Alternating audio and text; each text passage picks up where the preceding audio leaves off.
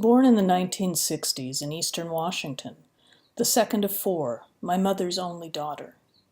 I am the daughter of Dorothy, daughter of Doris, daughter of Clara, daughter of Margaret, daughter of Catherine. I emerged from a long line of working-class Irish immigrants, farm wives, mountain women. Women who, until my grandmother, didn't finish 8th grade. Who, until my mother, didn't graduate from high school.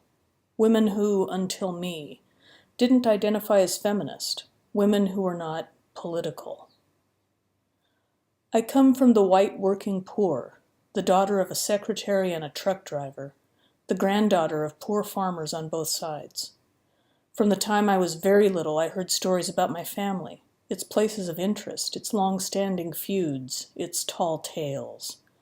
I heard about my mother's second cousin, who died suddenly in her flower bed, long before I was born. Of my great-uncle Charles, who died at 21 in a logging accident up 8 Mile Creek, and whose death my grandfather never really got over. I heard about my great-aunt Roberta and great-uncle Roddy, who drank and got in fistfights with each other. At the beginning of World War II, Roberta went down to the draft board and signed Roddy up. I heard about my father's 12 brothers and sisters, a raucous family in which the boys shot guns at each other and also rode homemade whiskey across the Canadian border.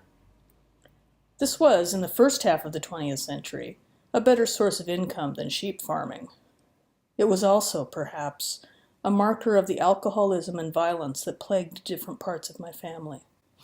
I learned these stories looking through family photo albums, over long evenings of pinochle, where the kids watched and listened as our parents and grandparents played, over weekend-long family gatherings where the Irish hillbilly side of the family, or on some weekends the Danish cowboy side of the family, would smoke and swear and dance polkas and schottisches and waltzes together.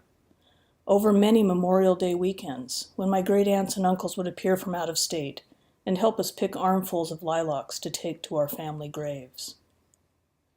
What I learned implicitly from family stories was the idea that one does what one has to.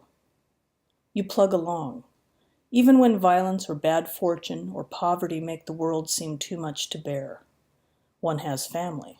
One belongs, even if not by choice. And even if that belonging is tinged by both love and a very real hatred.